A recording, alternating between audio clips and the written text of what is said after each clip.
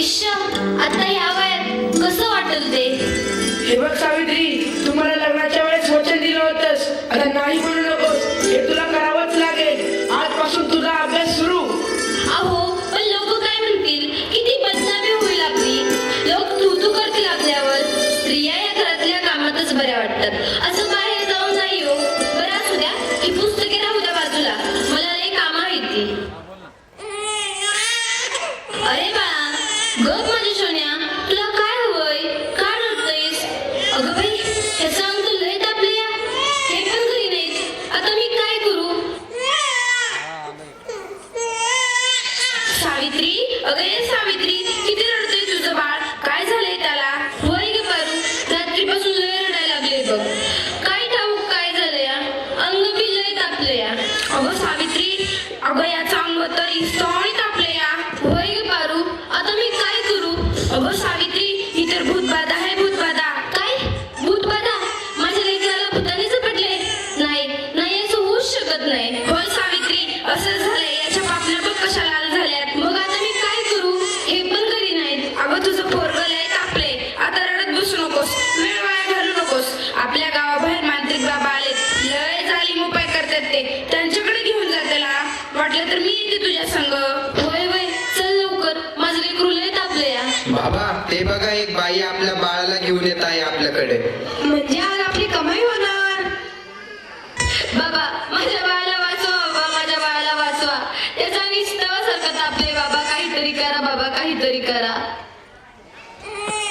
तुझ्या बाळाला भूतबाधा झाली आहे. कसली भूतबाधा बाबा? बाई, तुझ्या बाळाला विहिरीतल्या भूताने झपटलंय. काय? विहिरीतल्या भूताने? मग काहीतरी उपाय सुचवा बाबा. मी माझ्या बाळासाठी काय पण करीन. बाई, तू काळजी करू नकोस. बाबांवर विश्वास ठेव.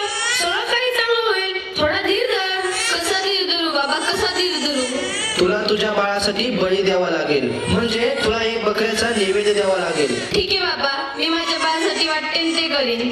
पण माझं बाळ वाचलं पाहिजे. माझ्या बाळाला वाचवा बाबा. बाई, तुला काय करायची गरज नाही. तू फक्त पैसे दे, नैवेद्य आम्ही करू. ठीक आहे बाबा, मी वाटेल तेवढं पैसे देईन. पण माझं बाळ वाचलं पाहिजे. हे घे अंगाला. दिवसातनं 2 वेळेस लावत जा बाळाला. बाबा, की जय हो, बाबा की जय हो. भगवान बोले, भगवान बोले.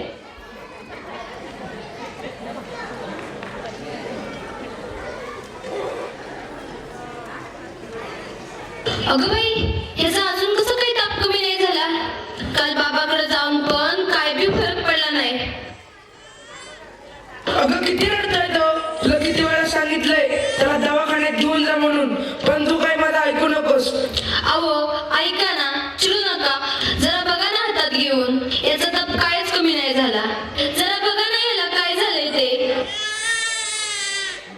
त्यावेळी तुला किती वेळा सांगितलं की घरात प्रसूती करू नकोस म्हणून. अशा वेळी एका आईचं आणि बाळाचं दवाखान्यात असणं किती महत्वाचं असतं, माहित आहे का तुला? अहो, पण पुरुषाच्या हातून प्रसूती करताना लाज वाटते. कसं वाटतं ते? त्यावेळेस दवाखान्यात कुठल्या महिला डॉक्टर पण नव्हत्या. मी कशी करणार होते प्रसूती? अगं याचं अंतर तव्यासारखं तापलंय. अशी कशी गाफील असतेस तू? अहो, मग काहीतरी करा ना. दादा, लवकर जाऊन वैद्यांना बोलव. हे काय करतेस तू? मी याला देवाचा अंगारा लावते. बस कर सावित्री, हा सर्व अंधविश्वास असतो. अहो, जरा विश्वास ठेवा. हे बघा, याचा ताप कमी होतोय. कपाळ पण अगदी थंड पडलंय. या बघा ना जरा. उठ ना बाळा, उठ, डोळे उघड. हे बघ, तुझी मम्मी तुला बोलवतीये. उठ ना पिल्लू, आई तुला आवाज देते. उठ ना बाळा. काय झालं? अहो, याला काय झालं? हा उठत का नाहीये आणि डोळे पण उघडत नाहीये. ए बाळा, उठ ना. काय झालं? अहो, काय झालं याला? हा सास गप्प गप्प काय? ए उठ ना बाळा, काय झालं तुला? अहो, बघा ना जरा.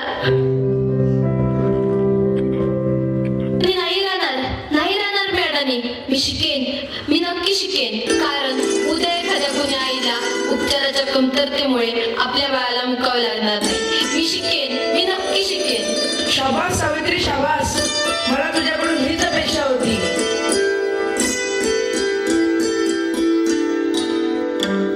अगं बाई, मला माहितीच नव्हतं. सूर्य हा पृथ्वीच्या गोल फिरतो. अगं, सूर्य पृथ्वीच्या गोल फिरत नाही, पृथ्वी सूर्याभोवती फिरते. समजलं? चल जाऊन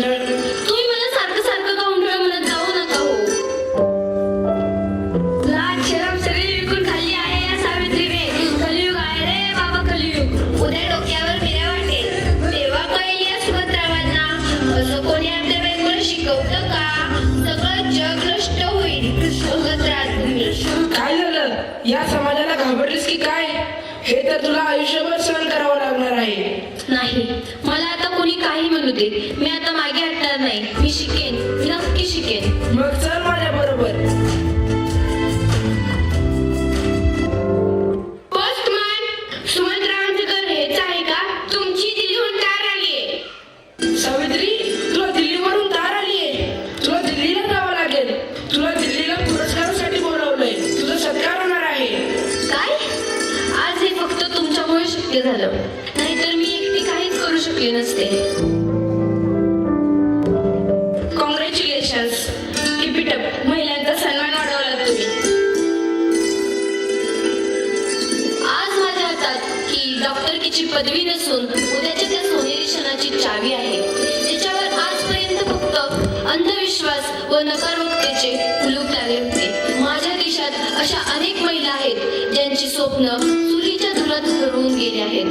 मला असं वाटतं ही स्वप्नांची पतंग खुल्या आकाशात उडावी आणि प्रत्येक घरात सुमंतराव असावे, कारण हे या पतंगाच्या दोऱ्याला कधीच कापू देऊ नये.